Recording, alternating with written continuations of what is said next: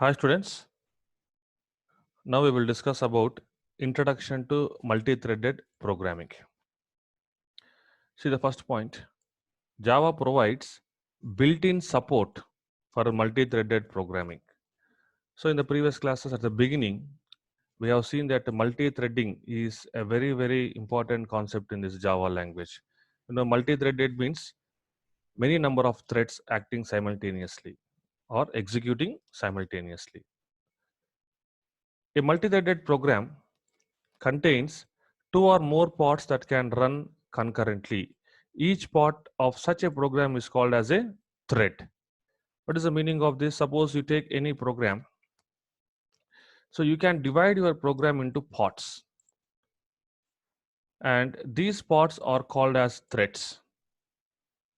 So simply dividing and calling them threads is not important here. The important point is all these three threads can run concurrently. So they have to run independently. That means the execution of one thread is not depending on the execution of the other threads. So in that case only we are going to call them as threads. Once again, I repeat that point. A multi-threaded program contains two or more pods that can run concurrently, and each part of such a program is called as a thread, and each thread defines a separate path of execution. It means the execution of one thread, is independent of execution of the other thread. Thus, the multi-threading is a specialized form of multitasking. The meaning of multitasking, everybody know that doing more than one task at a time. That means our multi-threading is a specialized form of this multitasking only. Okay. And there are two types of multitasking. First one is process-based multitasking, and second one is thread-based multitasking. So first of all, we have to understand what is a process and what is a thread. Suppose this is a process 1 and this is a process 2 and this is a process 3. Another process 1, process 2, and this is process 3.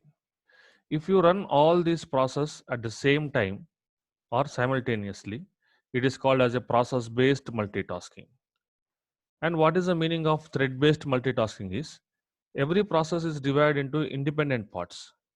Each part is called as a thread. This is thread 1 and this is thread 2 and this is thread 3.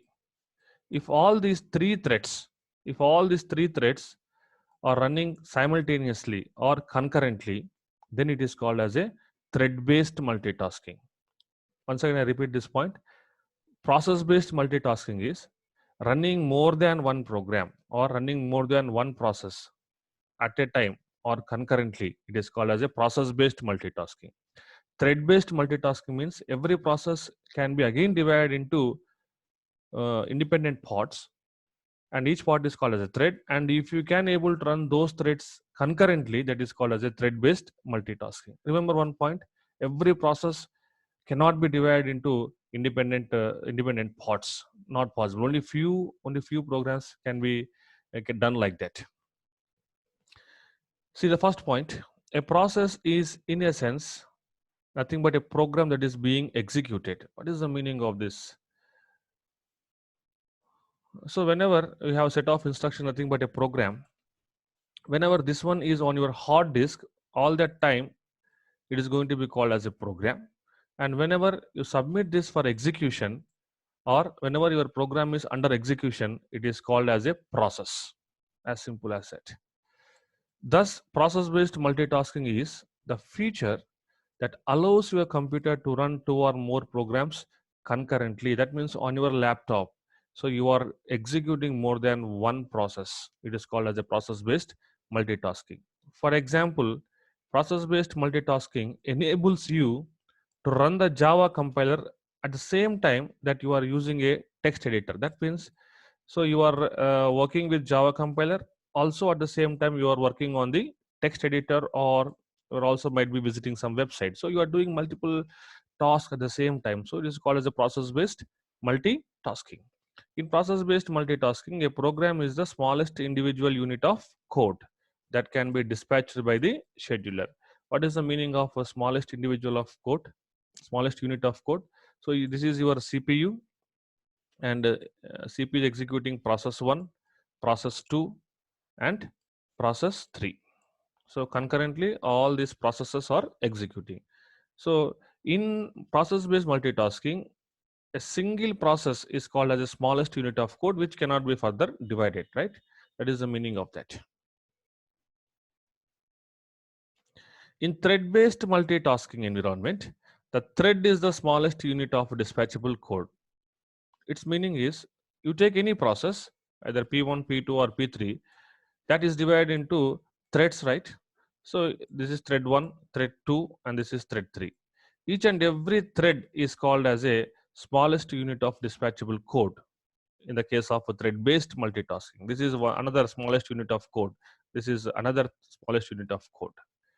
This means that a single program can perform 2 or more tasks simultaneously. It's very important. For example, a text editor can format text at the same time that it is printing. So your text editor is doing two things. First one is it is formatting the text. At the same time, it is printing some pages. So it is doing two things. So two threads are executing concurrently. It is called as a thread-based multitasking. And at the last point, as the last point, we'll discuss difference between multitasking processes and multitasking threads. Remember, multitasking processes means concurrently executing more than one process. Three processes are executing concurrently. It is called as a multitasking processes. Then what is the meaning of a multitasking threads?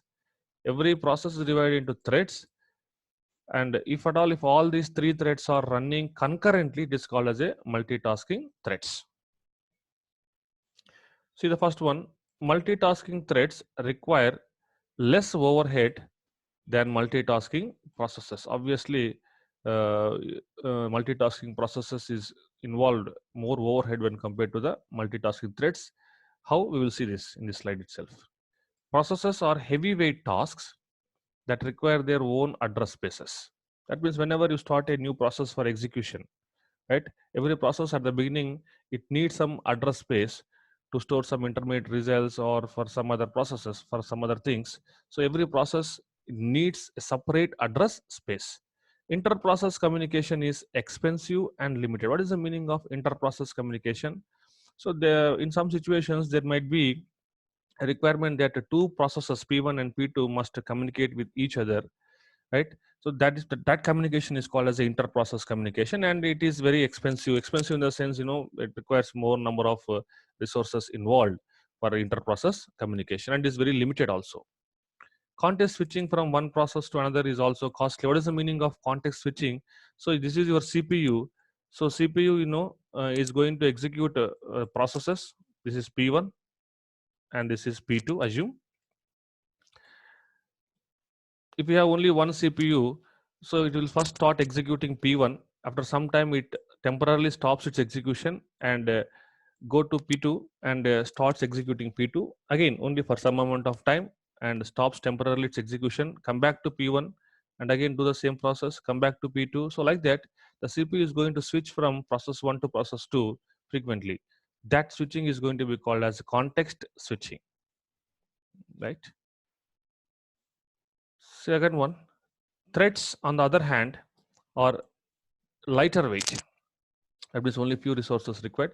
They share the same address space and cooperatively share the same heavy weight process. Its meaning is you take any process, your process is divided into threads, right?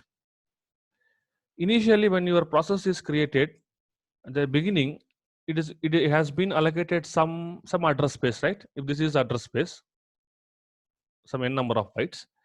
So all these three threads, thread 1, thread 2, thread 3, all these three threads does not require any special address spaces.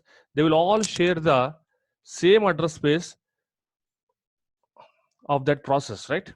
So all these three threads are going to share the process address spaces. No, they don't require any special or separate address spaces. And inter-thread communication is inexpensive. That means two threads can easily communicate with only less or few resources involving. And context switching from one thread to next is also lower in cost. So context switching means CPU, switching from one thread to the another thread. That switching is also very low cost when compared to the context switching in processes, right? We'll stop here. We'll discuss the next concept in the next class.